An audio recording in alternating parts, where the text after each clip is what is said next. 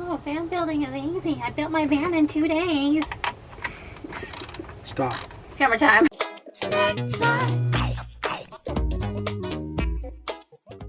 Hello Snack Pack, welcome back to Travel Snacks. Today's episode is all about the electrical system in my van build. In this video, I'll show you which products we used, how we mounted them, and some of the challenges we had along the way. Wiring everything up is a huge job, so let's jump right in.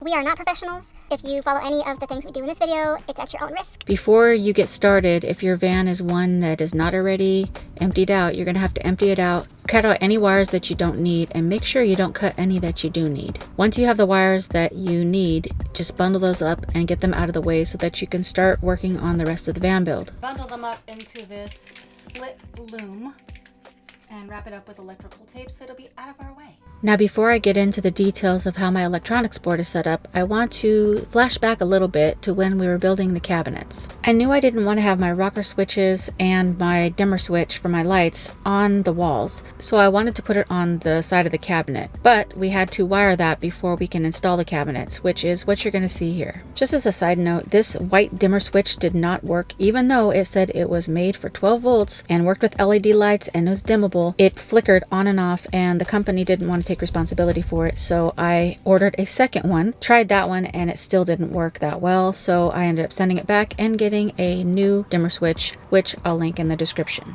So, is it too early to go get lunch? I mean, I can go get it. Because Lunch? Lunch? What time is it? this is kind of early. Huh? She just feels left out. It's 10:55. No. Mom, it's breakfast. No, I feel guilty, and I don't want to do anything. Looks professional, dude. Mm-hmm. Every little thing I add has to be wired. Every single video you watch, I think you should like it. Also, if you're not already subscribed, hit the subscribe button and the notification bell and keep watching till the end. Today is the day we start putting the electrical together, wiring everything up to the battery, and making sure everything works. We gotta figure out what all this stuff does and how we're gonna mount it. So in order to get this kind of plug into the inverter, we already had things wired, like hardwired. So what we did, we looked at Home Depot for extension cords that we could just cut and splice the wires together. And those extension cords, they were around $13 to $17. So I found this little thing. It's only 1.5 feet long and it's got these little connectors, but all you need to do is unscrew this. And then when you do, you get the 3 leads. Then you can wire it up to your 110 wire that you've got strung into your outlets, like this. Oh, and those were only $3.50 each, and we got 2. This is the inverter, and this is the 110 wire situation. This wire is the one that connects to the outlet that's probably gonna get the most power, like with the kitchen appliances. So we hardwired it into this part on the inverter. 2 of these 3 plugs we're going to use, and those will be for less used outlets. Into that box. I ordered the Renogy 300 watt premium solar kit. Now I ordered it from Home Depot because it was a little cheaper, and if I got the Home Depot credit card, I saved like 20%. Otherwise I would have ordered it directly from Renogy. So I'm going to show you what came with the kit and how we mounted it, because it does take some forethought, and I want to show you how we set up the board. The Renogy premium kit came with 3 100 watt solar panels, 40 amp MPPT charge controller, the mounting brackets with the screws for the solar, these 3 cables, which is actually 4, which I'll talk about in a minute, these 2 fuse things, and this Bluetooth module. From there, I ordered a separate inverter, which is a 2000 watt inverter. It's also a Renogy, and I believe I bought that directly from Renogy. And then I bought the Renogy 200 amp hour AGM battery from Renogy directly. And they price matched because Walmart had it for less. So if you find it somewhere less, you can just call them or email them the ad and they'll price match. At least they did for me. On the Renogy website, they have a diagram. Wherever they show red wires, pretty much what they sent me was not red, it was black. The only red one they sent me was this little one right here. So when you're wiring the solar up on top of your van, there are gonna be 2 black cables. Also, when you're connecting the fuse and everything to the battery, that's gonna be 2 black cables, even though one is positive and one's negative. Those are the ones that look like this. And then the end has a little loop on it. So let me show you the board. This board is a 3/4 inch cabinet front that we picked up from somebody that was giving away cabinet fronts on Facebook Marketplace. So we just screwed everything onto here. This is the MPP charge controller. These cables right here are the ones I was just talking about, and they are very long, so we ended up cutting off what we didn't need. But they have these little silver hair-like wires on the ends. Those little wires go into the battery positive and the battery negative, spaces 3 and 4. The battery positive here at the bottom goes into this A&L fuse, and then the short red piece, which is again the only red piece that they sent,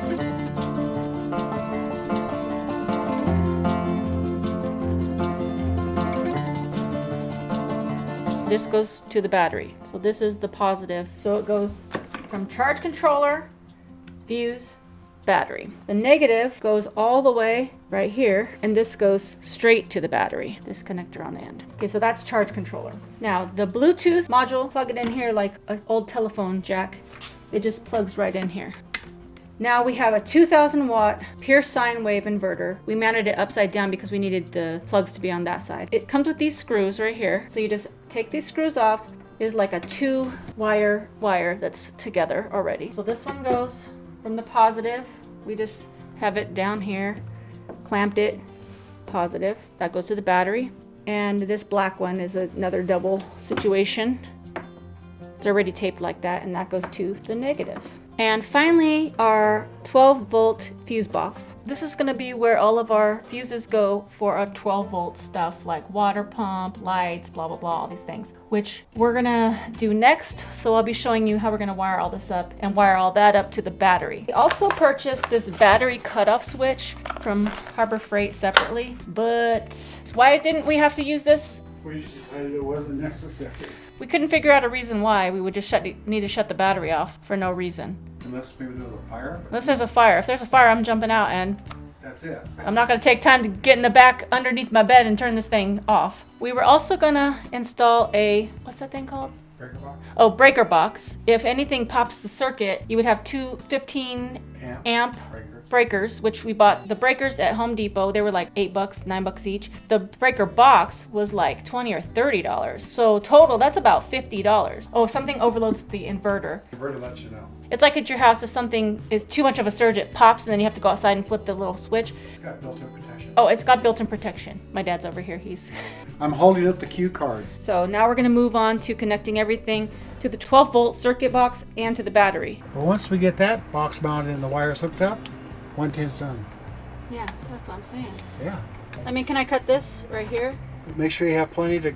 Where's it gonna go? Right here, I think, right? Isn't this No, where it no. goes? That ground wire is for your this.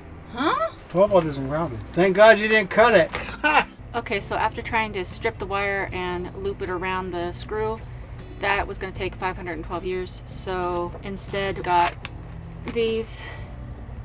But you got to make sure you look at the top and you find whatever gauge wire you're using. In our case, we were using 14 gauge. Napa only had crimper tool for like $11, but we went to Harbor Freight and got this, and it has different gauges. What it ends up looking like is this after you crimp it.